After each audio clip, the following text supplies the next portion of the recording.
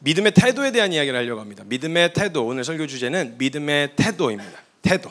누가복음 18장 18절에서 25절까지의 말씀입니다. 누가복음 18장 18절에서 25절까지의 말씀. 한 절씩 번갈아 가면서 읽고요. 마지막 절은 한 목소리를 함께 읽도록 하겠습니다. 제가 먼저 읽겠습니다. 누가복음 18장 18절에서 25절까지의 말씀. 어떤 관리가 물어 이르되 선한 선생님이여 내가 무엇을 하여야 영생을 얻으리이까? 예수께서 이르시되 네가 어찌하여 나를 선하다 일컫느냐? 하나님 한 분 외에는 선한 이가 없느니라. 내가 계명을 안 하니 간음하지 말라, 살인하지 말라, 도둑질하지 말라, 거짓 증언하지 말라, 내 부모를 공경하라 하였느니라. 여짜오되 이것은 내가 어려서부터 다 지켰나? 예수께서 이 말을 들으시고 이르시되 내게 아직도 한 가지 부족한 것이 있으니 내게 있는 것을 다 팔아 가난한 자들에게 나누어 주라. 그리하면 하늘에서 내게 보화가 있으리라. 그리고 와서 나를 따르라 하시니 그 사람이 큰 부자이므로 이 말씀을 듣고 심히 근심하더라. 예수께서 그를 보시고 이르시되 재물이 있는 자는 하나님 나라에 들어가기가 얼마나 어려운지 낙타가 바늘기로 들어가는 것이 부자가 하나님 나라에 들어가는 것보다 쉬우니라 하시니. 아멘. 여러분, 제가 질문을 이제 많이 받다 보니까 질문을 받다 보면요, 질문하는 사람의 의도를 자꾸 보려고 합니다. 무슨 의도로 이 질문을 하는 거지? 왜냐하면 그 의도에 따라서 질문의 방향이 완전히 달라지거든요. 여러분, 가만 보잖아요. 성경에서 예수님 제일 잘 따라다녔던 사람들이 누구냐면 바리새인하고 대제사장들이에요. 그냥 항상 스토리마다 제사장과 바리새인들이 또 꼭 등장해요. 그리고 되게 적극적으로 질문을 합니다. 남들이 그냥 예수님 말씀 듣고 이 정도 수준으로 있었는데 대제사장들과 바리새인들은 예수님 가신다 그럼 어떻게 정보를 얻었는지 모르겠는데 항상 거기 가 있어요. 누가 보면 스토커인 줄 알겠어요. 맨날 쫓아다녀요. 그럼 열심으로만 보면, 그냥 보이는 모습으로만 보면 야, 엄청난 열심이다, 예수님 진짜 사랑하나 보다 싶은데 이 사람들은 쫓아다니면서 예수님의 틈을 찾았어요. 빈틈을.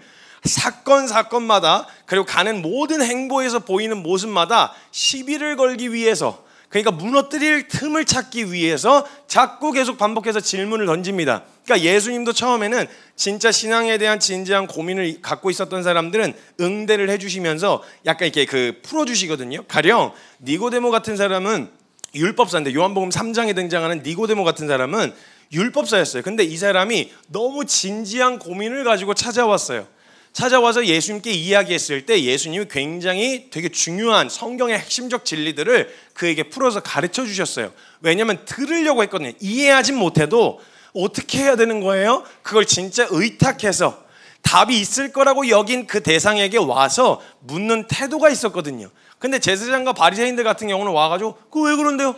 그거 왜 그런 거예요? 이건 질문이 아니에요. 너 대답할 수 있니 없니? 너 이거에 대한 해답이 있어 없어? 너 이거 시비 걸 거 찾았다. 오케이. 대답 못하면 무너뜨려야지. 의도와 목적을 가진 질문이기 때문에 그건 퀘스천이 아닙니다. 질문이 아니에요. 답을 얻고자 함이 아니라 이미 답은 내가 가지고 있어. 그리고 그 사람을 그 답으로 유도하기 위한 질문이에요. 유도 질문이죠. 그래서 신문할 때도 유도 신문이라는 게 있잖아요. 내가 찍어놓은 결론과 답을 그 사람의 그게 딸려오게 만들려고 그 질문의 답을 쫓아가다 보면 그 답에 자꾸 이르게 되어지는 것처럼 제사장과 바리새인들이 딱 그랬어요. 그래서 중간중간에 그런 의도가 보일 때에는요, 되게 간결하게 한 문장 정도로 정리하셨어요.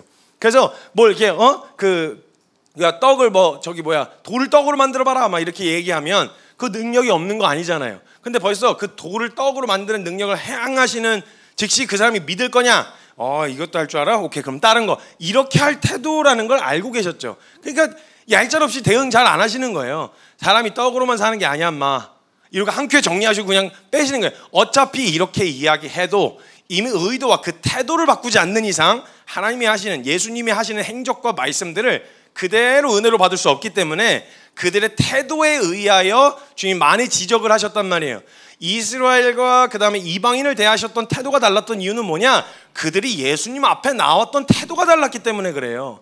제사장과 바리새인들은 책망하시고 혼을 내셨지만 세리과부, 창녀, 고아, 과부들은요, 예수 앞에 나올 때 이미 자신은 너무 나아가고 싶은데 나아갈 자격이 없다는 걸 알고 그냥 먼 발치에서라도 그 말씀을 들을 수만 있다면이라고 하는 이런 태도를 가지고 나왔기 때문에 오히려 그런 태도를 가진 사람들에게 더 가까이 오라, 더 가까이 와. 어린아이들이 오는 걸 막지 마. 그리고 오히려 그렇게 찾아올 수 없는 사람에게는 예수님이 직접 찾아가시기까지 하셨단 말이에요. 그러니까 예수님이 대응하시는 반응을 보면 그 사람의 반응과 태도에 따라서 달라진다는 거예요. 이 말은요, 절대 오해하지 마실 것은 우리가 어떻게 하면 하나님이 우리를 대하시는 방식이 달라지시고 우리에게 주신 은혜의 농도가 달라진다, 그게 아니에요. 모든 이가 구원에 이르기를 원하세요. 모든 이가 하나님의 은혜를 알고 복음을 알기를 원하세요. 그런데 아무리 알려줘도, 아무리 들려줘도 은혜로 받을 수 없는 태도가 있기 때문에 너 그 태도 먼저 걸러라, 이 얘기신 거예요. 그래서 제가 사역을 하면서 제일 많이 들었던 말이 너무 율법적이에요, 이런 얘기예요. 근데 그 율법적이란 말을 하는 사람들이 대부분 율법하고 전혀 상관없이 사는 사람들이 그래요. 그 불편할 리가 없죠. 만약에 제대로 그냥 부딪혀서 하고 있으면. 그 율법적이라는 이야기를 굉장히 많이 하거든요. 근데 저는 율법, 그 분명히 사도 바울이 이야기했어요. 나쁜 거 아니에요. 정확하게 알아야 하는 거, 방향이 잘못돼서 그런 거예요. 보통의 사람들은 율법을 통해서 예수님이 이루신 구원이 아니라 내가 구원을 이루어 보려고 그래요. 자, 이런 거 하면 나 구원받을 수 있겠지. 이렇게 살면 나 하나님이 보시기에 의롭겠지. 이게 잘못된 거예요. 그렇게는 안 된다. 그렇게 얻을 수 있는 구원이 아니다. 사도 바울이 그걸 이야기하면서, 그러나 난 율법을 지켜 행하면서 한 가지 확실하게 알게 된 건 뭐냐? 나는 그리스도가 준비하신 은혜가 아니면 소망이 없는 자라는 걸 난 율법을 지키면서 깨달았다. 그러니까 그 방향으로 깨닫기 위해서라도 해보시라는 거예요. 씨름해봐야, 부딪혀봐야 사랑해보려고 안 하잖아요. 그럼 내 안에 사랑이 없다는 걸 몰라요. 나는 사랑이 넘치는 사람인 줄 알아요. 직접적으로 깊이 있게 부딪히지 않고 그냥 이런 거 퍼주고 나눠주는 거 좋아요. 구제하고 봉사하고 긍휼을 사역하는 거 좋아요. 근데요, 그 영역에서 실제로 뒤통수 한번 맞아봐야, 그렇다고 때리겠다는 얘기는 아니에요. 근데 맞게 돼요, 사람인지라. 그래서 뒤통수를 맞는 일, 그 다음에 내가 아무리 쏟아부어도 바뀌지 않는 것 같은 현실 앞에 무력해서 주저앉게 되어지는 일, 이런 현장을 부딪혀봐야 그 현장에서 내 안에 사랑이 없네. 나 이거 계속 할 수 있을까? 난 이거 왜 해야 돼? 이런 본질적인 질문들이 찾아 들어오게 된단 말이에요. 그러니까 주님이 그 자리에 세우시는 거예요. 그런 필드로 삼자는 거예요, 제 말은. 긍휼 사역이 하나님이 기뻐하시는 거니까 그냥 해, 눈 감고 해, 이게 아니에요. 주님은요, 순종을 요구하시는 자들에게 반드시 먼저 주세요. 순종하는 자들에게 먼저 주시고 그 안에서 흘러나오는 것들로 주변을 살리세요. 그러니까 우리 안에 은혜가 돼야 그 은혜가 남들에게도 은혜 되지 않겠어요? 그러니까 사도 바울이 뭘 제일 경계했어요? 말씀, 복음은 어차피 복음이라 누가 전해도 하나님의 말씀이에요. 근데 그 말씀을 전하고 나한테는 하나도 실제가 되지 않아서 전하고 도리어 내가 버림받을까 두려워함이라. 그래서 여러분, 진짜 복음과 은혜를 경험한 사람들은요, 남들 먼저 보이지 않아요. 그걸 통해서 내가 먼저 보여야 돼요. 그래야 복음 앞에 온전한 태도, 합당한 태도로 서는 거예요. 저 사람 왜 저래? 왜 저러는 거야? 왜 이래? 이게 아니라 내 안에 저런 모습은 없나? 내지는 왜 안 품어지지? 왜 감당이 안 되지? 내 안에 내가 복음을 말하고 복음을 심지어 가르치기까지 하지만 내 안에 정말 사랑이 없구나. 그러니까 이 모든 일들은 은혜가 아니면 안 된다라는 사실을 그 현장에서 경험하거든요. 그래서 부딪혀보라는 거예요. 그러니까 한번 해보라는 거예요. 그래서 율법을 따라서 내가 스스로 의롭게 되려고 하는 건 하지 말아라. 그 방향으로는 아무것도 안 된다. 그러나 율법은 의롭고 선한 게 맞다. 왜? 하나님의 거룩과 공의를 담고 있어서. 근데 그거 한번 서봐. 네가 지키려고 해봐. 되나? 안 되지. 그러니까 성경의 신약에서는 율법의 행위와 믿음의 행함을 구분했던 거예요. 율법의 행위는 네가 스스로 의롭게 되려는 거고, 믿음의 행함은 그것을 믿는 믿음으로 부딪혀 보라는 거예요. 그게 사실인지 참인지를 경험해야 되니까. 그래서 그걸 구분지었어요. 그래서 야고보가 말한 믿음의 행함, 행함이 없는 믿음은, 죽은 믿음은 행위하고 연결지으시면 안 돼요. 그거하고는 다른 얘기예요. 믿으면, 제가 늘 말씀드리지만 100억이 통장에 있는 사람은 100억 있는 사람처럼 소비하듯이 그 영역에서, 여러분, 제가 그 마지막 그 영상 짤을 하나, 밈은 아니고 영상 같은 거 하나 봤는데, 오징어 게임이라고 난리 났었던 드라마 아시죠? 그 끝부분에 보니까 무슨 게임을 했나 봐요. 게임을 갖고 상금을 받았나 봐요. 상금을 받는데 자기 통장을 이렇게 마지막에 인출기에 넣어갖고 잔고를 확인하는데 이렇게 숫자가 찍혀 있는 거예요. 안 믿기는 거죠. 그러니까 어떻게 해봐야 돼요? 한 장을 출금해 보는 거예요. 이게 진짜 나오는 건지. 그래서 이런 시간이 필요하다는 거예요. 출금해 보는 시간. 저와 여러분의 믿음, 하나님 살아계신 거 믿어요. 하나님 이렇게 해야 돼, 전능하신다는 것도 알아요. 그러니까 그 전능하심을 출금해 보는 시간, 실제임을 확인하는 시간이 필요하단 말이에요. 그게 현장이에요. 필드, 부딪혀서 경험하게 되어진. 그래서 뛰어드는 태도, 경험하고 싶어서 뛰어드는 태도, 이게 우리 안에 그리스도가 계신지 날마다 시험하라 했던 사도 바울의 이야기였어요. 뛰어들어봐, 부딪혀봐, 이 이야기인 거예요. 그래서 이건 행위하고는 다릅니다. 행위하고는 달라요.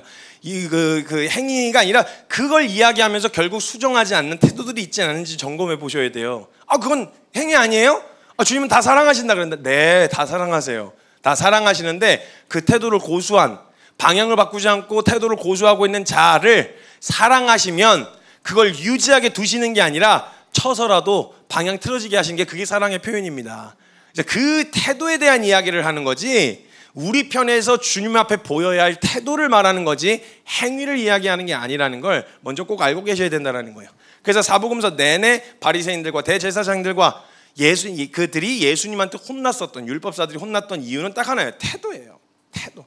여러분 벌써 대화를 나눌 때 이 사람이 내 얘기에 관심이 있는지 없는지 알 수 있어요. 만약 남자 여자가 처음에 만났다고 칩시다. 카페에 들어가서 이야기를 나누는데 벌써 딱 이야기를 하는데 지는 재밌는 줄 알고 엄청 남자가 막 드립을 치면서 이야기를 하는데 여기 뭐 묻었어요? 네? 이쁨 뭐 이러면은 이 사람 지금 벌써 듣고 싶어 하는지 아닌지. 형제님들도 그런 거에 부담 느낄 때가 있어요. 김 묻었어요. 김 잘생김 뭐 이런 식으로 하면은 듣다가 뭐야 이거 이렇게 되면 벌써 서로 서로의 이야기에 관심이 없다는 거예요. 그럼 거기서 태도에서 묻어나요. 딴짓을 하고, 그죠? 핸드폰 만지작거리고 시계 자꾸 보고, 재미없고 안 만나고 싶으면 벌써 태도에서 나타나거든요. 태도에서. 근데 여러분 관심이 있잖아요. 몸이 점점 가까이 갑니다. 그 사람 얘기 듣고 싶어서 가까이 가게 되고 시간을 보내게 되고 바짝 몸을 긴장하고 이렇게 세우게 되어지는 이런 일들이 일어나요. 물론 그 나라의 문화마다 태도에 대해서 지적하는 포인트들이 달라요. 근데 우리가 대한민국에서 살면 이런 거 있지 않습니까? 미국에서는요, 같이 앉아서 어른하고 대화할 때도 반쯤 누워갖고 이렇게 다리 꼬고 하는 걸 그걸 예의의 문제로 삼지는 않습니다. 문화 안에 있는 거기 때문에. 그래서 그걸 예의하고 묶어서 태도로 묶기에는 어려워요. 근데 대한민국에선 항시 우리 안에 있었던 문화 중에 이렇게 똑바로 앉아 이러면 벌써 이렇게 바짝 당겨서 앉는 걸 똑바로 앉는다는 개념이 있어가지고요, 스승에게서부터 배우거나 부모님과 함께 있거나 손 윗사람을 대하거나 여러 가지 상황 앞에서 예의 바른 태도 내지는 태도가 준비되어 있다는 모습을 보일 때는 바짝 세워서 집중하여서 들으려고 하는 태도, 이것에 대한 부분을 보통 태도로 삼습니다. 근데 이걸 문제 삼을 필요는 없어요. 이걸로 막 문제 삼아서 그렇게 앉는 게 그것만이 태도예요? 그러니까 그 질문 자체가 태도가 글러먹은 거예요. 그 질문 자체가 아니 그냥 집중하려고 할 때 나타나는 반응으로 반응하면 되는데, 문제는 관심이 없는 거죠. 그게 태도에서 분명히 묻어난단 말이에요. 이 태도를 이야기하는 거예요. 태도. 적어도 나한테 관심이 없어도 최소한의 들으려고 하는 태도를 갖는다든지 이런 태도가 나타나야 되는데, 이 태도 없이 한번 설득해봐. 나한테 뭐 이렇게 해봐. 서로 알아가려고 하는 시도로 해야 되는데 한쪽에서 그런 태도로 나오면요, 알려주고 싶지 않아요. 알려줘도 의미가 없고요. 왜냐면 안 물어봤어. 안 궁금해. 이렇게 나올 것 같으니까요. 서로 어디서 사세요? 여기서 살아요. 진짜요? 저도 거기서 사는데. 그럼 거기 나이가 어떻게 되세요? 이런 대화가 오고 가려면 서로 나도 너의 이야기를 들으려고 해. 너도 나의 이야기를 들으려고 해. 서로 그럼 알려주고 싶은 소망감이 생길 텐데, 문제는 알려고 안 하면서 그래요? 그래서 어떻게 하겠다고요? 또 만나겠다고요? 어떻게 하겠다고요? 이런 식으로 나오면요, 그 다음에 만나고 싶지 않아져요. 더 이상 내 정보를 알려주고 싶지 않다고요. 문제는 주님이 원하신 게 뭐였어요? 사랑이죠. 저와 여러분과 하나님 사이 안에 사랑을 원하셨어요. 그러면 어떤 태도를 원하시겠어요? 나오잖아요. 근데 그 태도가 아니라 그냥 막 끌려왔어. 한 30분 정도 있는데 30분 만나고 적당히 정리할까요? 네, 오늘만 일주일에 한 번 정도면 충분할 것 같지 않으세요? 이 정도로 이야기를 하고 정리하면요, 누가 알려주고 싶겠어요? 누가 알려주고 싶겠냐고요. 그러니까 주님이 준비하신 은혜가 모자라서가 아니에요. 능력이 전능하지 않아서가 아니에요. 그런 태도로 알려줘봤자 그 알려준 게 우리에게 유익이 되지 않기 때문인 거예요. 그래서 모든 건 다 주님이 이루신 일이에요. 우리 믿음이 시작되어지는 것도요, 믿음은 들음에서 나는데 들을 내용을 안 들려주시면 어떻게 해요? 듣게 하신 것도 은혜 아니에요? 깨닫게 하신 것도 은혜예요. 그것을 가르쳐 달라고 구했을 때 가르쳐 주신 것도 은혜예요. 그 날마다 더한 깊은 확신 가운데로 가게 하신 것도 은혜예요. 그래서 믿음의 시작과 끝은 은혜예요. 그건 확실한데, 문제는 그 준비해 놓으신 은혜를 누리기 위해서 저와 여러분의 태도는 얼마나 준비되셨냐는 거예요. 혹시 그냥 나 한번 변화시켜 보세요. 나 한번 감동시켜 보세요. 어디 하나님 살아계시면 벼락 안 하네. 비 한번 내려보세요. 안 되네. 이런 거. 이런 식으로 무슨 복권 긁듯이 이런 태도로 하면 사랑의 관계, 그냥 주종 관계 내지는 서로의 이익 관계를 위해서 형성된 게 아니라면 사랑의 관계에서 여러분 이런 사람하고 교제가 가능하시겠어요? 안 되죠. 안 되는 거예요. 그래서 못들 알려주셔도 의미가 없어요. 그러니까 태도부터 바꾸라고 이야기하실 때가 많은 거예요. 근데 이걸 자꾸 행위로 이해할 때가 많아요. 꼭 그렇게 해야만 믿음이에요? 꼭 그렇게 해야만 믿음이 아닌데 적어도 그 정도의 태도는 갖고 있어야 주시는 은혜가 우리에게 은혜되지 않겠냐는 거죠. 이런 것처럼 이게 제가 여러 사람들에게 제가 돌아다니면서 한번 비즈니스 시작하기 전에 많은 사람들하고 돌아다니면서 사장, CEO, 뭐 각 영역의 대표님들, 뭐 회사 사장님들, 선생님들 만나면서 교제를 했거든요. 그래서 대학 교수님, 막 총장님 만나서 같이 교제를 하면서 제가 꼭 이 질문을 했었어요. 어떤 사람을 선호하시나요? 근데 결국 이런저런 이야기를 다 했지만 그 내용의 가장 핵심적인 건 뭐냐면 태도가 준비된 사람을 원한다는 거예요. 지금 당장 이 사람이 실력을 갖고 있냐, 스펙이 있냐, 능력이 있냐, 학벌을 보는 이유도 어떤 분이 이렇게 이야기하시더라. 학벌 자체가 문제가 아니라 어차피 일은 똑같이 가르쳐야 되는데 어느 학교에 따라서 그가 거기 들어가기까지의 태도가 보이기 때문에 이 사람은 이런 걸 수행할 수 있겠구나. 지금 당장의 실력은 아무도 조건에 만족할 수 있는 사람은 없습니다, 면접 때. 근데 그 과정을 지나면서 이 사람이 얼마나 치열하게 그 자리에서 들어가기 위해서 하기 위해서 했었는지에 대한 그 태도를 보는 거기 때문에 사실 그 태도의 얘기지 사실 학벌의 이야기는 아닙니다. 뭐 이런 얘기를 하시는 분도 계셨어요. 그러니까 전부 다 태도에 대한 이야기를 하더라고요. 태도가. 그래서 그 이야기를 뭐 안 하고 뭐 다른 두리뭉실하게 막 하는 이렇게 돌려 막 이렇게 얘기하시는 분들한테는 제가 아예 선택지를 드렸어요. 자, 스펙 진짜 좋은 사람이 있습니다. 그 다음에 이 사람 봤을 때 그 보면서 완전히 태도가 준비된 사람이 있습니다. 만약에 둘 중에 하나를 고르시라고 하면 누굴 고르시겠습니까? 라고 물으면 한결같이 모든 이가 이구동성으로 태도에 대한 이야기를 했어요. 왜냐면요, 지금 당장 실력이 있어도 태도가 좋지 않으면 그 실력이 무용지물이 되거든요. 근데 태도가 있는 사람은 그 정도의 실력은 갖추기 위해서 세워져 갈 거기 때문에 그의 태도를 보고 그 사람의 미래를 확신할 수 있는 거. 오늘의 태도를 보고 이 사람 하겠구나, 이 사람 되겠구나. 그 신뢰는 어디서 나오냐? 오늘 보인 태도에서 나온다 이 말이에요. 그러니까 이 사람이 너 진짜 공부할 때 성적을 저 잘 나오겠습니다. 저 진짜 이번에는 평균을 30점 이상을 끌어올리겠습니다. 얘기를 하는데 앉아가지고 TV를 보고 있어. 이 태도를 보이고 있으면 부모님이 너 30점 끌어올린다며, 30점 끌어올린다며 얘기할 거 아니에요. 근데 말과 태도의 영역에서 이게 일치화가 일어나면요, 신뢰가 된다고요. 그러면요, 30점까지 끌어올리지 못해도 고생했어, 수고했어, 이게 된다고요. 왜냐하면 왜 지금 당장은 못 올렸어도 그 다음 시험에는 올릴 것 같아요. 왜? 태도가 준비되어 있으니까. 태도가 신뢰의 바탕이라고요. 그걸 물으시는 거예요. 그 태도를 보시는 거란 말이에요. 그래서 우리의 믿음의 선포, 태도의 결정이 중요한 건 그래야만 믿음이다. 그래야만 주님이 그래서 그런 사람들에게만 막 선물을 주시고 은혜를 주시고 그러신 거다가 아니라 이미 다 준비된 은혜를 찾아먹는 저기가 태도예요. 믿음의 태도. 그래서 여러분 믿음의 선포를 하셔야 되는데 여러분 자신 없으면 이렇게 얘기도 못 하시잖아요. 근데 말만 하는 것도 문제가 있긴 하지만요, 믿음의 선포는 굉장히 중요합니다. 가끔 복음을 전하다 보면 실질적인 좀 양심이 있는 사람이라면요, 얘기하다 보면은 나도 못 사는 걸 남 보고 살라 그러네. 제가 진짜 많은 공격이 됐었던 영역이거든요. 니는 잘하냐? 제가 말씀을 통해서 늘 괴로웠던 것 중에 하나가 제가 어지간히 얘기를 해야죠. 어지간히 해야 되는데 제가 많이 듣는 피드백이 왜 이렇게 화가 나 있어 이 사람은, 왜 이렇게 승질내? 뭐 이런 얘기를 많이 한단 말이에요. 저는 승질난 게 아니에요. 제가 강한 어조로 이야기하는 건 제가 의지가 강해서가 아니에요. 제가 그 정도로 확실하게 이야기해놓지 않으면 언제든지 발 뺄 놈이라서 그래요. 그래서 던져놓는 거예요. 던져놓고 그 방향이 내 삶의 표대가 되게 하겠다, 이것 때문에 강하게 이야기하는 거지 제가 다 지켜서 제가 다 알고 있어서 이런 게 아니란 말이에요. 그래서 말씀을 전하고 나면 그게 항상 제 안의 괴로움이었어요. 니나 잘해. 이게 제 양심에서 얼마나 많은 그 참소와 막 정죄와 막 이런 것들이 밀려오는지 몰라요. 미친 듯한 막 이런 공격들이 올 때가 있어요. 야, 내 진짜 너 그 말 그렇게 세게 하다가 너 네 감당 가능하겠냐? 너 괜찮겠어? 이 질문들이 찾아오면요, 막막해요. 그럼 어떤 생각이 드냐면 아예 말을 하지 말자.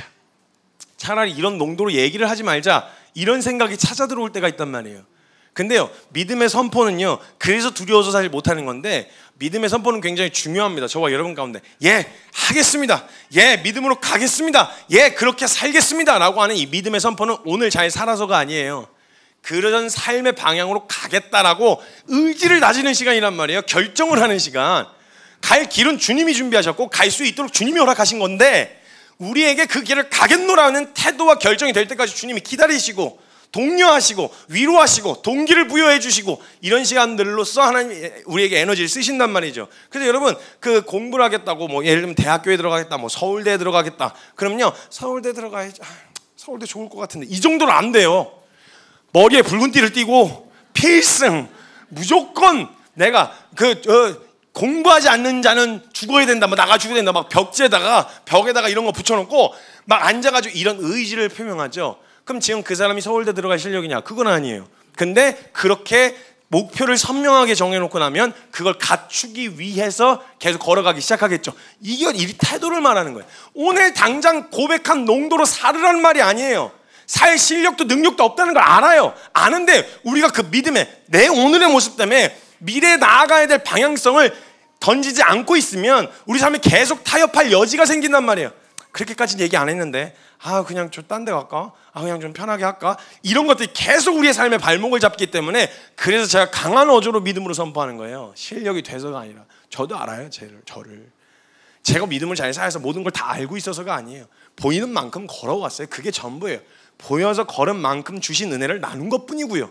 그러나 이 영역에서 앞으로도 어떻게 살 건데?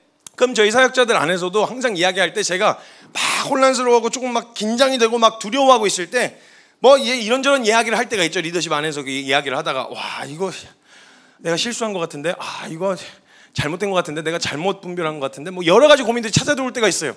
그래서 어쩔 거예요? 잘못 분별했으니까 이제 더 이상 분별하지 말아요? 아니면 뭐 다 때려쳐요? 아니면 뭐 그만할까요? 어려운 상황이 찾아왔어요. 막막해요. 내 힘으로 못 넘어요. 그럼 때려칠까요? 그만할까요? 그럴 수는 없지. 그래서 너희도 알자. 제가 리더십 단에 항상 알잖아. 내가 어떤 결론 내릴지. 다른 건 없어. 그 방향 외에 다른 결론은 없어. 그 방향으로 설 거야. 그거는 뭐, 그래서 그 영역 안에서 제가 막 조금 이렇게 축 처져 있어도 그렇게 걱정을 별로 안 해요. 왜냐하면 며칠 지나면 다시 나대고 돌아다니거든요. 주님 살아 계신다 했어 안 했어 막 이러면서 돌아다니기 때문에 별로 걱정 안 해요. 그래서 조금 속상할 때가 있어요. 제가 힘들어해도 별로 관심을 안 가져줘요. 너무 신뢰해서 탈인가 봐요. 어찌됐건 그런 태도, 이게 우리의 신앙이 굉장히 중요하다는 거예요. 동의가 되시나요? 그러니까 주님이 이루신 일들 자체를 내가 어떻게 해서 보태드리자는 말이 아니에요. 주님이 처음부터 끝까지 다 이루셨어요. 근데 그것을 우리가 누리는 데에는 우리의 분명히 주님 앞에 보여야 할 태도가 존재한다, 이 말인 거죠. 그래서 우리의 신앙에 굉장히 중요한 부분입니다. 근데 우리가 그렇게 하겠다는 결정하는 데 있어서 동기, 내가 진짜 그렇게 할 거야, 그렇게 살 거야 라고 하는데 되게 중요한 동기가 필요한데 뭐냐면 간절함이에요. 간절함. 이 간절함이라는 동기가 있어야 내가 그걸 얻기 위해서, 내가 이걸 갖기 위해서 내가 한번 가보자, 서보자, 이런 태도로 설 수 있게 되어지는 거죠. 그래서 주님이 이 간절함을 우리에게 주시게 하기 위해서 내가 얼마나 예수 그리스도가 아니면 소망이 없는 존재인지를 드러내실 때가 있단 말이에요. 순서예요. 어쩔 수가 없어요. 말씀 앞에 서시면 제일 먼저 보이는 건 내가 이 말씀으로 살아낼 수 있는 내 모습이 보이는 게 아니라 안 되는, 불가능한 그 기준 앞에 서면 설수록 나는 답이 없다. 난 결론이 없다. 난 사랑도 없고 용서도 없고 의지도 없고, 주님 앞에서 믿음으로 살아가는데 보여야 할 그 좋은 그 태도들이 내게는 없다라는 걸 발견해서, 그리스도의 은혜가 아니면 안 되는구나. 그래서 내가 이렇게 저렇게 라는 것보단 주님의 은혜가 너무 소망이 됩니다. 주님의 은혜가 아니면 나는 소망이 없습니다. 요 결론이 내려지잖아요. 그러면 그때부터는 그 은혜를 얻을 수만 있다면, 그 은혜를 볼 수만 있다면, 붙들 수만 있다면, 가까이 할 수만 있다면, 멀어지지 않을 수만 있다면, 이런 태도로 매달리게 되죠. 그런 자들에게 주신 은혜, 그런 자들만 볼 수 있는 은혜들이 있어요. 그런 자들에게만 주신다는 게 아니라 그런 자들만 봐요. 그들에게만 보여요. 그래서 뛰어들게 되어진다라는 거예요. 그래서 예수가 필요한 존재라는 거, 우리가 은혜가 필요한 존재라는 거, 말씀을 통해서, 그래서 말씀 앞에 계속 나아가셔야 돼요. 말씀을 본다고 해서 갑자기 내 삶이 확 바뀌고 습관 확 고쳐지고 그런 거 아니잖아요. 승질 들어온 사람 말씀 봐도 여전히 승질 더럽잖아요. 들어와. 말 예쁘게 안 하는 사람 성경 봐도 말 예쁘게 안 하잖아요. 행동이나 이런 것들이 갑자기 한순간에 바뀌는 건 아니에요. 근데 그 발견하셔야 된단 말이에요. 누가 알려주겠냐고요. 여러분 제가 지난번에도 말씀드렸지만요, 한 30대 중반 넘어가기 시작하면 이젠 옆에서 조언 잘 안 해요. 왜냐면 그때는 뭔가 말 몇 마디로 수정하기에는 너무 습관이 되어버려서 사는 스타일이, 라이프 스타일이 습관이 되어버려서 웬만하면 조언을 안 해요. 10대나 20대 때는 안 돼, 그렇게 하면 안 돼, 이거 이렇게 해야 돼, 너 이런 태도 갖고 있으면 안 돼, 이렇게 하지만 나중에 지나고 나면 이제 말할 시기는 지나가지고 더 이상 터치 안 해요. 그럼 누가 이제 나에게 잘못된 방향을 잘못됐다고 집요하게 날 설득할 거며, 누가 나에게 이 방향이 옳은 거라고 가르치고 내 양심을 건드려서 이야기하게 하고, 이걸 누가 해주겠냐고요. 책임질 생각 아니면 그거 하기 쉽지 않거든요. 그게 말씀이라면. 그래서 말씀을 놓치시면 안 돼요. 말씀 앞에 서서 직면해서 나아가다 보면요, 나아감을 통해서 이 말씀 앞에 비춰진 나의 실상들을 발견하게 돼요. 묵상은 거기서 마무리하는 게 아니에요. 그런 자에게 준비하신 것까지 성경이 적혀 있잖아요. 그런 소망 없는 존재에게 너는 나쁜 놈이야, 너는 일단 쓰레기야, 너는 의지도 없어, 성경 끝, 이렇게 했으면요 진짜 속 터질 일이에요. 근데 그런 자들에게 준비하신 은혜까지 있는 책이 성경책이잖아요. 그것을 통해서 은혜를 발견해, 내가 은혜가 필요한 존재구나, 그래서 예수님이 오신 거구나, 이걸 발견하게 되어졌을 때 그때 이 사람에게 간절함, 그래요, 나 다른 거 말고요, 이 하나님의 은혜에 대한, 하나님이 준비하신 그 나를 붙드시는 그 은혜에 대한 이 간절함, 이 의지적 결정, 주님을 향한 태도가 결정되어질 수 있다는 거예요. 이걸 자꾸 드러내세요. 이걸 확. 그래서 태도가 처음엔 안 좋아 보이거든요. 근데 주님이 그 마음 안에 있는 걸 아시니까요. 예를 들면 수가성 여인, 요한복음 4장에 등장하는 수가성 여인한테도요, 가셔서 사실 그 태도가 되게 불량했어요. 되게 불량해요. 예수님한테 태도가 되게 불량했어요. 근데 예수님 아셨어요. 그게 어디서부터 비롯된 모습이었는지. 이 여인은 뭘 딱 건들면 얘가 진짜 그런 은혜가 필요한 존재라는 걸 깨닫고 그 방향만 딱 잡아주면 예수님 앞에 엎어질 존재라는 그 태도를 가지고 있다는 걸 아셨어요. 그러니까 예수님이 막 불량스럽게 나와서 네가 떠거요, 왜 나보고 떠달라 그래요, 물 달라 그랬더니 이런 식으로 나와요.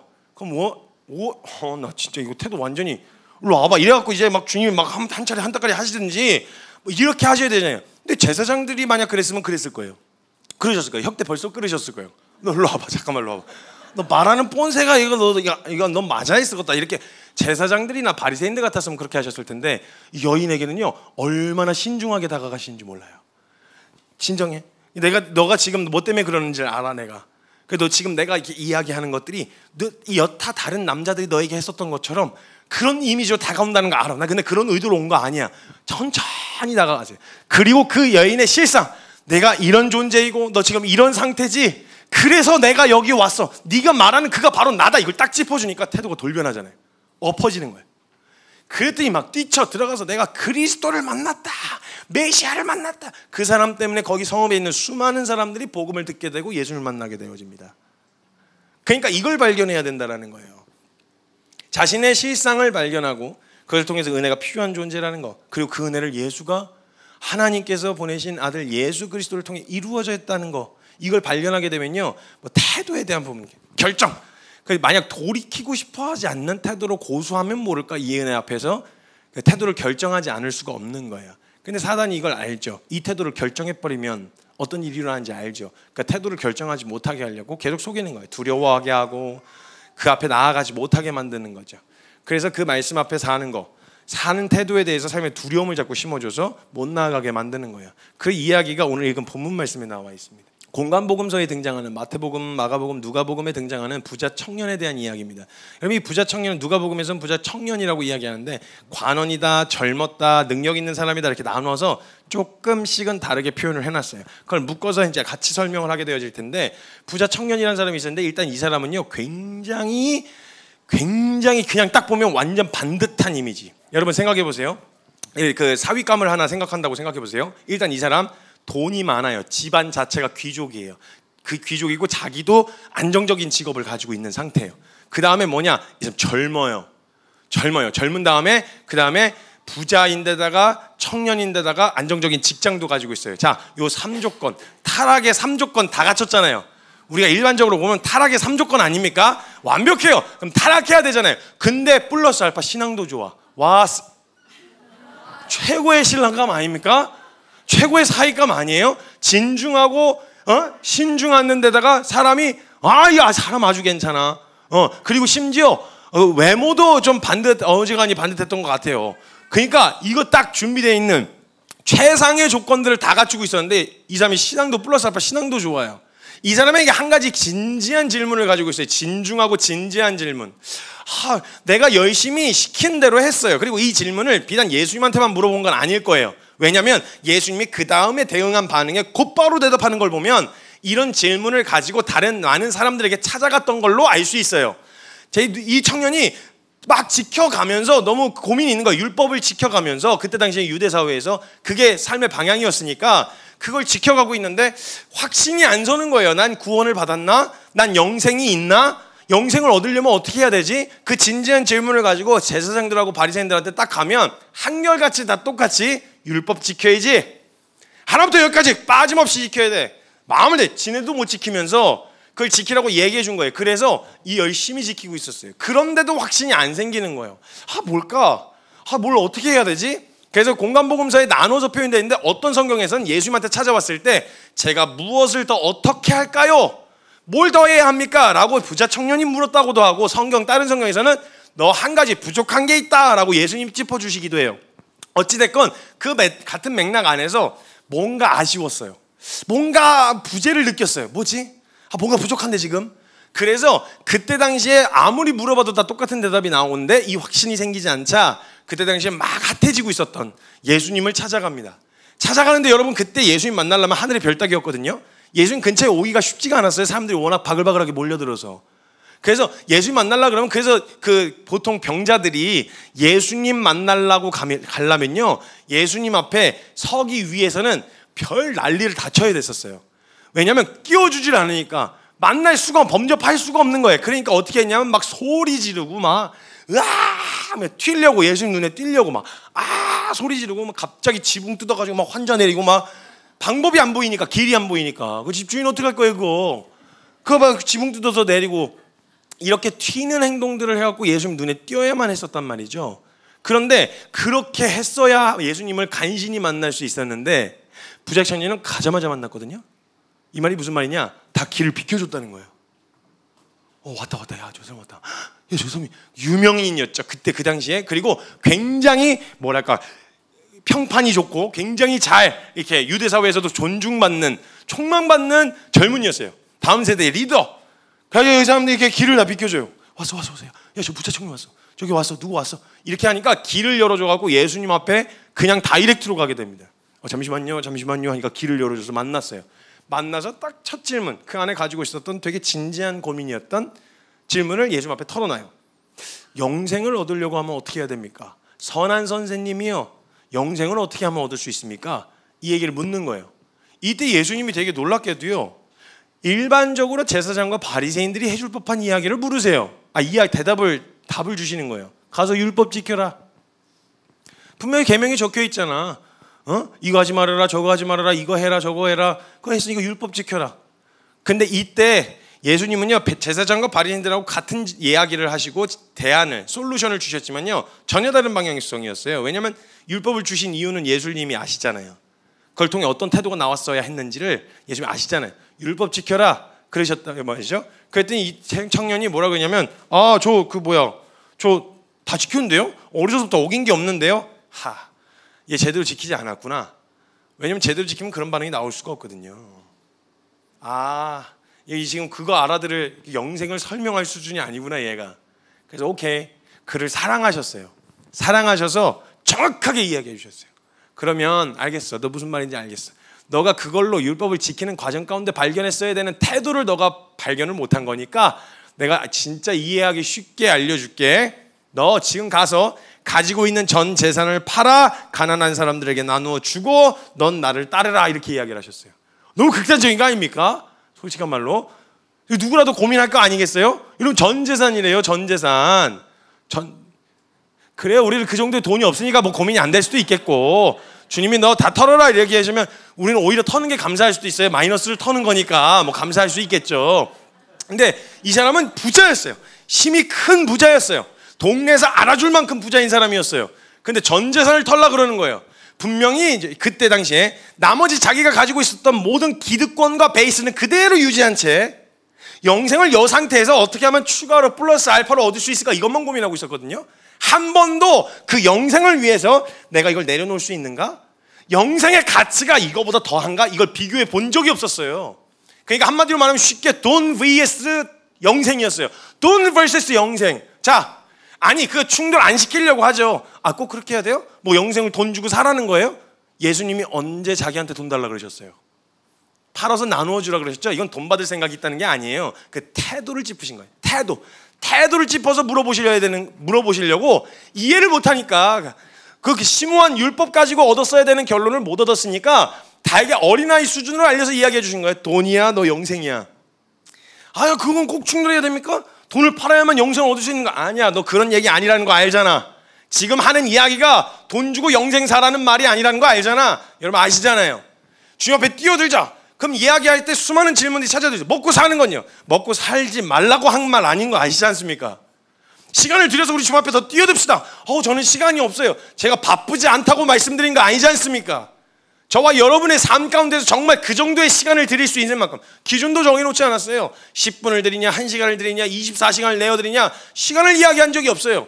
근데 그 정도도 내어드릴 태도를 결정하지 못하는, 그래요, 만나야지, 맞아, 그렇게 해야지, 이런 태도가 나타나지 않는, 내게 있어 하나님의 가치, 내게 있어 복음의 가치, 그 어느 정도로 여겨졌냐는 거예요. 그걸 짚어 물으신 거예요. 자, 돈 가난한 사람들에게 나눠주고 넌 나를 따르라.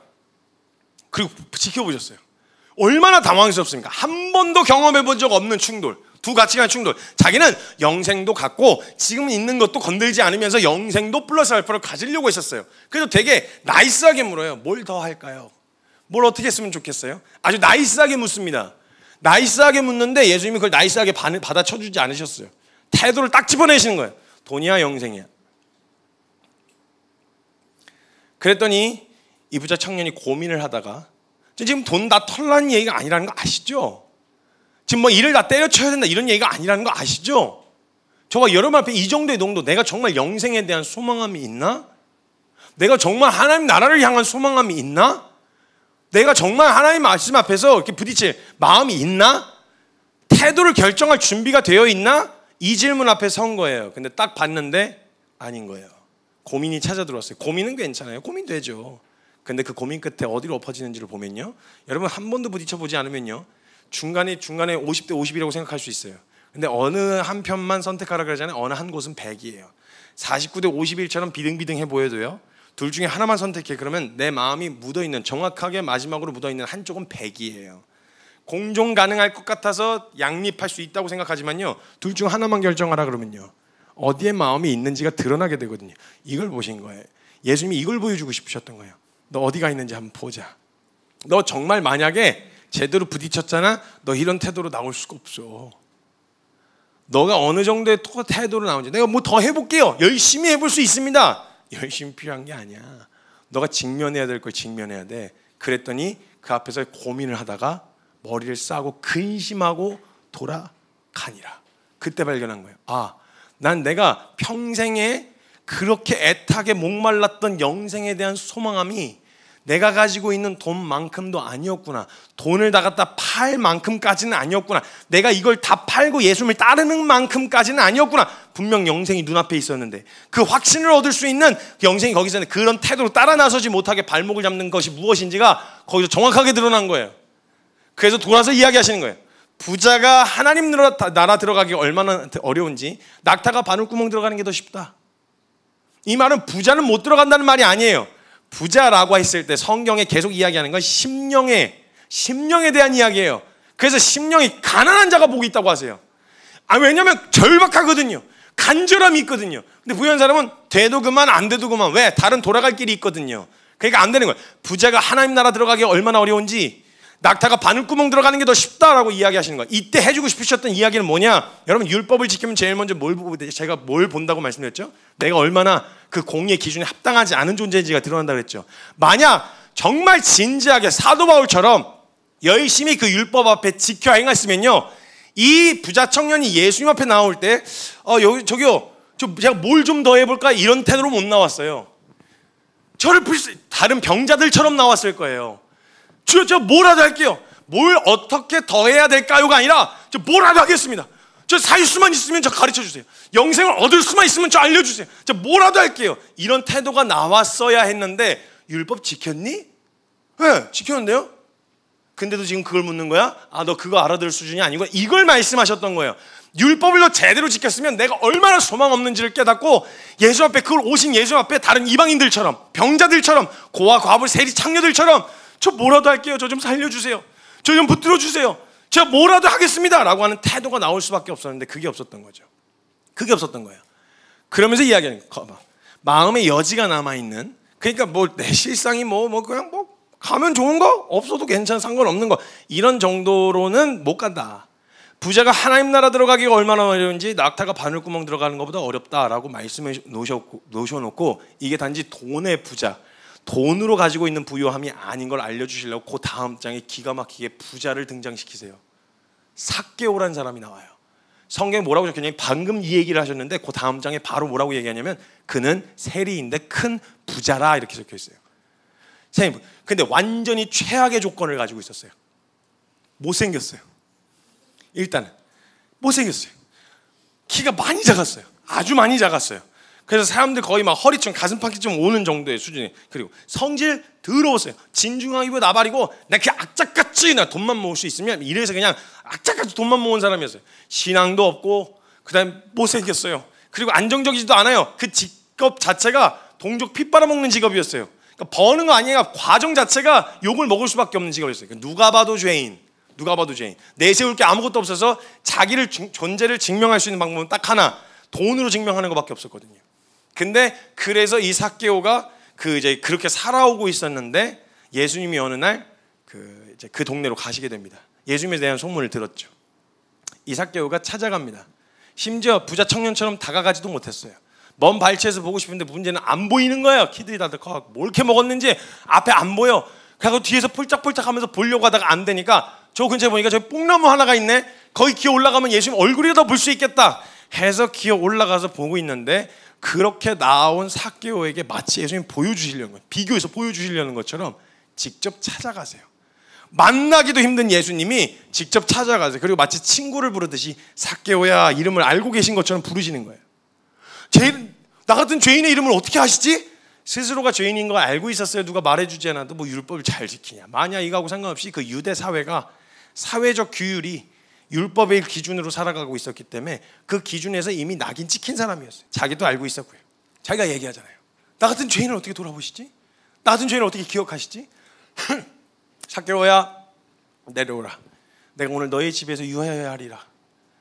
그렇게 부르시고 마치 친구 집에 들어가신 것처럼 가신 거예요. 주변 사람들이 다 비난했어요. 어찌하여 저 죄인들과 함께 같이 밥을 먹냐고. 어떻게 저런 사람들하고 같이 있냐고. 근데 이 삭개오가요 그냥 자기를 기억하고 자기가 돈을 준 것도 아니야. 자신의 세력을 과시해서 인정받아야 되는 것도 아니야. 그냥 내 이름을 기억하고 불러준 그 앞에 뭔가 홀린 사람처럼 그 집에 얼른 연락해서 빨리 식사 준비하게. 그래서 빨리 가. 그래서 밥 준비해야 돼. 빨리 해갖고 보내놓고 예수님을 초대하는 거예요. 초대해갖고 와서 같이 식사하는데 그게 그냥 너무 좋은 거예요. 뭘 해주신 것도 아니고 뭐 영생 뭐 이런 진지한 것도 아니야. 누군가 날 기억하고 나 같은 소망 없고 나 같은 죄인인 걸 기억하고 찾아와주고 이름을 불러줬다는, 그것도 이런 하나님의 아들이라는 분이. 나 제외된 거 아니구나. 하나님의 은혜와 그 구원 앞에 나 제외된 사람이 아니구나. 그러니까요 시키지도 않았는데 정반대의 태도가 나와요. 삭개오가 먼저 예수님 앞에 얘기해요. 예수님, 저 결단할 거 있어요. 시키지도 않았어요. 저의 전 재산의 절반을 팔아서 가난한 사람들에게 나누어 줄 거예요. 그리고 그 나머지는요 그 내갑절로 제가 부당하게 취득한 이득이 있으면요 괜히 따라가는데, 예수님 따라가는데 야 남들 피 빨아먹더니 예수 뒤에 붙어가지고 저렇게 하네. 예수도 별 수 없네. 결국 돈에 약하네. 휘둘리네. 이런 얘기 안 나오게 하려고, 나 때문에 예수님 욕 안 먹이려고 제가 부당하게 취득한 이득이 있으면요 내갑절로 갖겠습니다. 아니 부자 청년에겐 제시하셨는데 그걸 이미 알고 예수님 앞에 나왔었던 삭개오는 자기가 자기 입으로 얘기해요. 시키지도 않았어요. 비교되듯이 이야기하시는 거예요. 그럼 또 여기 듣고 있다가 좀 삐딱하신 분들은 아니 부자 청년은 전 재산이었는데 얘는 절반이니까 그 정도는 할 수 있지 않겠어? 막 이런 생각을 또 그 아주 태도가 잘못된 거예요. 태도가. 아주 안 좋은 태도를 갖고 계세요. 그런 생각을 조금이라도 하셨다면 반성하시고 회개하셔야 돼요. 나머지 절반을 왜 남겨놨냐? 부당하게 취득한 이득을 내갑절로 갚아야 되니까요. 이 말은 전 재산 다 걸겠다는 얘기예요. 돈을 걸려는 얘기가 아니에요. 다시 말씀드리지만 또 돈 얘기구나, 결국은 그거구나, 이게 아니라 우리 인생에 얼마나 많은 영역이 내 가장 우선순위에 붙어있는 영역들이 무엇인지 알기 때문에 주님이 그 영역으로 접근하시는 거지. 돈이 뭐가 필요하세요? 우리 주님이. 우리 주님 무슨 궁색하게 뭐 주일날 뒤에 헝금만 뒤적거리시면서 하나님 나라 운영하신 분이세요? 주일날 저녁에 예배 다 끝나면 그 이게 백 같은 거 하나 끼고 다니는 예수님 나타나셔가지고 야 키 어디 있어? 키 갖고 나와. 형님 키 하나 왜 이렇게 짜? 또 형님 왜 이래 이거? 일하고 무슨 하나님 나라 간신 운영하시고 그러세요 주님이? 아니에요. 그렇게 돈이 필요하신 분이 아니에요. 우리의 마음이 묻어있는 영역을 짚으시잖아요.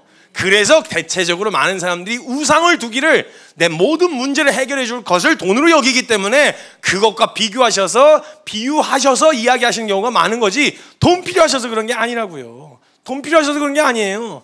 그러니까 이 영역에서 주님이 진짜 보여주고 싶으셨던 거, 내가 그 실상이 인정되고 간절하게 예수님 앞에 하나님 저 뭐라도 할게요. 저 시켜주면요 뭐라도 할게요.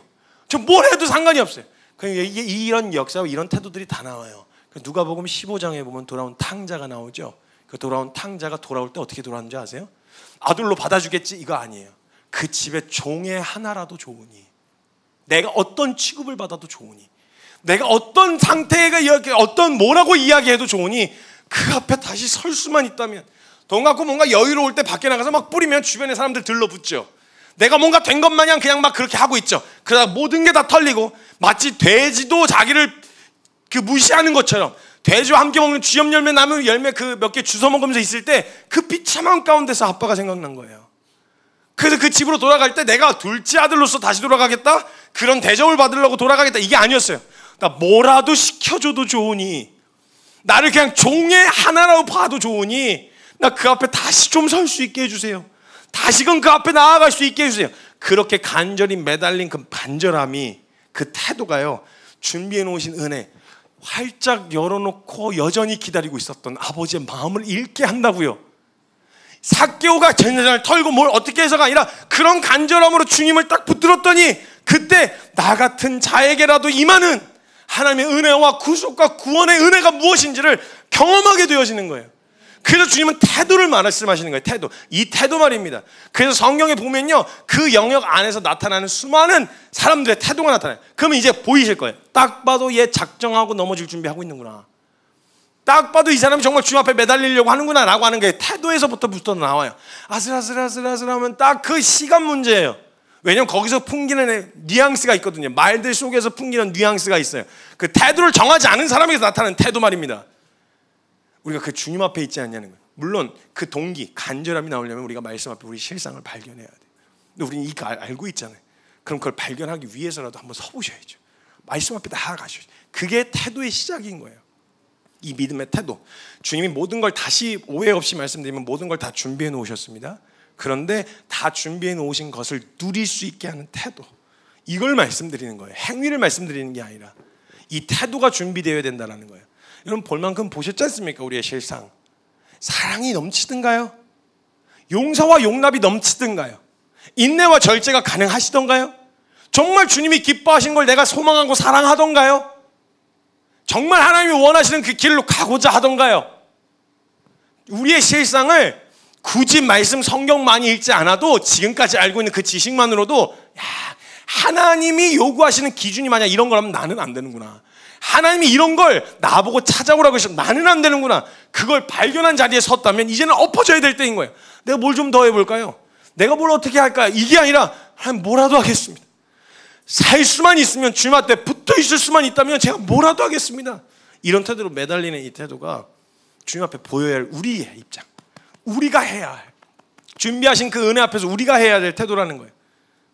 성경에서요, 창세기에 보면 하와가 뱀에게 유혹을 받을 때 있잖아요. 그때 뭐라고 이야기하는 줄 아세요? 창세기 3장 3절에 띄워주시면, 창세기 3장 3절에 뭐라고 이야기하냐면, 뱀이 유혹을 하니까 이렇게 이야기합니다. 동산 중앙에 있는 나무의 열매는 하나님의 말씀에 먹지도 말고 만지지도 말라, 너희가 죽을까 하노라 라고 이거 하와가 대답한 거예요. 지금 몰라서 먹은 거예요? 하와가 선악과를 먹었을 때 그거 몰라서, 하나님 정말 기뻐하시는 줄 몰라서 먹은 거예요? 아니에요. 태도예요. 이걸 왜 물어요? 이걸 다시 왜 묻습니까? 만약에 진짜 먹고자 하는 마음이 아예 없었으면, 하나님의 말씀대로 그대로 할 마음이었다면 이걸 왜 다시 뱀에게 묻죠? 뱀이 만약에 이렇게 왔어요. 해가지고 하와 옆에 왔어요. 하와야, 막 이런 약간 이미지잖아요. 그럼 여기서 하와가 옆에서 듣고 있다가 전혀 마음 가운데 0.0001%의 가능성에도 선악과에 손댈 일은 없다라고 하는 결정된 마음과 태도가 있었으면, 하와야, 선, 이렇게 선악과 선자만 꺼내면 그냥 바로 귓방망이 내리고 대화를 섞을 것도 없이 가면 돼, 자리를 뜨면 되잖아요. 근데 벌써 거기서 대화를 주고받고 있다는 태도, 이게 뭐예요? 벌써 조금만 날 더 설득해봐, 조금만 더 해봐, 나 넘어갈 수 있어. 하나님의 말씀에 분별 다 해놓고, 말씀이 있다는 거, 말씀에 뭐라고 하셨는지까지 정확하게 알고 있었는데 그걸 분별하고도 먹으면 죽는다 그랬어요. 그럼 뭘 기다리고 있는 거예요 지금? 먹어도 안 죽는단 말 기다리고 있는 거죠. 먹어도 안 죽는다 그러니까 바로 먹잖아요. 태도요. 에덴 동산에 모든 거 준비해 놓으셨어요. 선악과 아니어도 살 수 있는 모든 게 완전하게 준비되어 있었어요. 그런데 그걸 누리지 못하게 하는 게 바로 우리 태도라는 거예요. 그래서 제가 이야기하고 우리 교회에서 이야기하는 건 그거예요. 태도. 그럼 정말 다른 거, 우리가 죄인이라는 거 살펴보는 거 어렵잖아요. 그걸 보고 인정했을 때 이제 우리가 엎어져야 될 곳은 딱 하나예요. 준비하신 은혜. 하나님이 이미 다 이뤄놓으시는 그 은혜 앞에 함께 엎어지는 일에 뭔가 이걸 설득해야 될 필요도 없이, 뭔가 이거 가자 땡기는 일이 아니라, 제가 일하자는 거면 동기부여를 해야죠. 제가 뭐 이런 거 제가 꾸고 있는 비전에 여러분을 동참시키는 거라면 동기부여를 해야죠. 근데 우리 죄인인 우리에게 준비하신 그 은혜 앞에 우리 엎어집시다, 이걸 왜 설득해야 됩니까? 이걸 발견하면 발견할수록 우리라도 알려주세요. 저 좀, 예? 성사님, 제가 이거 어떻게 해야 되는지 좀 알려주세요. 하나님, 제가 이거 어떻게 해야 되는지 뭐라도 할게요. 제가 뭐라도 할게요. 뭘 더 어떻게 할게요가 아니라 뭐라도 하겠습니다. 기도만 하면 돼요? 말씀 앞에 서기만 하면 돼요? 그 자리에 뛰어들기만 하면 돼요? 뭐라도 알려주세요. 제가 뭐라도 하겠습니다. 이 태도요. 이 태도가 우리가 가져야 할 태도라는 거예요. 적어도 키퍼스 처처 흥도라면, 믿음이 실제가 되기를 원한다면 이 태도가 준비되셔야 됩니다. 하나님, 뭐라도 할게요. 이 말은 제가 하나님을 위해서 뭐라도 하겠습니다, 이런 태도가 아니에요. 저요, 주님한테 붙어있을 수만 있으면요, 뭐라도 하겠습니다. 무슨 짓이라도 하겠습니다. 자존심이고 나발이고 주님 앞에 붙어있을 수만 있다면 저 그렇게 서겠습니다. 주님 앞에 붙어있기만 해주세요. 그래서 시편의 51편에 다윗이 고백하는 거예요. 나를 주께서 멀리하지 마시고 주의 성령을 거두지 마옵소서. 뭔 짓이든 하겠습니다. 주님 앞에 붙어있을 수만 있다면. 이 믿음의 태도, 오늘 저와 여러분이 가져야 될 태도입니다. 그리고 그 태도를 오늘 이 시간 같이 확정하고 도장 찍는 시간이 되셨으면 좋겠습니다. 자, 같이 좀 기도합시다. 여러분, 주님이요 다 준비해 놓으셨어요. 몰라서 구하지 못했을 그 모든 일들을 다 준비해 놓으셨어요. 그럼 적어도 그 일을 다 준비해 놓으시고 은혜로 자격이 있든 없든 와서 먹고 마실 수 있게 그 자격까지 우리에게 주셨다면요, 적어도 우리 편에서 해야 할, 우리 편에서 주님 앞에 보여야 할 태도가 있지 않겠냐는 거예요. 근데 그것까지 다 이루어 놓으셨고 그것까지 다 완성하셨는데 거기서 그럼 이렇게도 해주세요, 이것도 바꿔주세요, 저것도 해결해 주세요, 이러고 있는 태도가 저와 여러분의 태도는 아니냐는 거예요. 하나님 앞에서 정말 보여야 할 가장 기본적인 태도 있잖아요. 모두에게 구원을 주고 싶어 하세요. 주님은 모두에게 은혜를 주고 싶어 하세요. 저는 뭐 더 헌신해서 하나님 나라를 위해서 뛰어들 선교사들, 선교사는요 그거 선교사 뭐 되라 마라 할 필요가 없어요. 못 배겨요. 나 같은 게 주님 나라 위해서 뛰어들 수 있게 허락하셨다는 것 자체가 감격이어서요, 하지 말래도 못 배겨요. 그거 그 얘기하는 거 아니에요. 무슨 직책을 맡아라, 무슨 일을 해라, 이런 게 아니에요. 만약 정말 우리가 삶 가운데서 우리의 실상을 발견했다면요, 살 길은 딱 하나예요. 주님이 준비하신 은혜가 아니고선 소망이 없는 거예요. 그럼 그 소망 앞에 나아가는데 자존심 부려가면서 사람들하고 해오던 그 습관이 있어서 내가 확 약한 모습 보이고 여기서 꿇고 들어가면 내가 을이 되는 거 아닌가, 이런 두려움 때문에 가면서도 내가 이만큼 할 테니까 이만큼 해주세요, 내가 그럼 이만큼까지는 할게, 이런 태도 말고요, 하나님 앞에 엎어져야 돼. 하나님 가장 좋은 대전제 깔아놓으시라고 지난주에 말씀드렸어요. 하나님 가장 선하시다, 좋으신 분이시다, 내게 좋으신 분이시다. 그분은요 우리의 갑이 되고 싶으셔서 그러신 게 아니에요. 성경을 보세요. 늘 을이셨어요. 배짱은 우리가 부렸죠. 언제 주님이 우리를 향해서 배짱 부리셨어요? 그 주님 앞에 엎어지는 거예요. 그냥 같이 하나님, 살려주세요. 하나님 저 좀 살려주세요. 하나님 은혜가 아니면 안 됩니다. 하나님 저 진짜 소망 없어요. 저 좀 붙들어 주세요. 그냥 이 태도 하나만 준비되면 우리 주님이 준비해 놓으신 그 모든 것들 함께 경험하고 목격할 수 있는데, 우리 주님 앞에 자존심 내려놓읍시다. 무슨 남은 자존심이 있습니까? 우리가 주님 앞에서 우리가 뭐 그렇게 대단했고 우리가 뭘 그렇게 깨끗했다고 주님 앞에 부릴 자존심이 어디 있습니까? 내려놓고 하나님 저 좀 살려주세요. 하나님 은혜가 아니면 안 돼요. 혹시 그 은혜를 발견할 수만 있다면요, 저 뭐라도 할게요. 뭐라도 하겠어요. 뭘 어떻게 더 할까요? 뭐 교회 사역을 더 하라는 거예요? 뭐 이걸 이런 얘기가 아니에요. 그런 질문이 생각나시거든요. 차라리 뭘 더 하겠다는 생각 자체를 하지 마세요. 그런 거 일하고 싶지 않습니다. 그 하나님 앞에 부자 청년이 그렇게 나와왔더라면 어땠을까?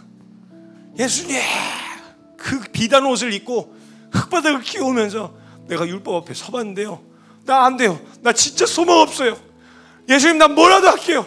나 뭐라도 내가 할까요? 내가 전 재산 팔아서 가난한 사람들에게 나눠주고 주님 따라갈까요? 그것도 할 수 있어요.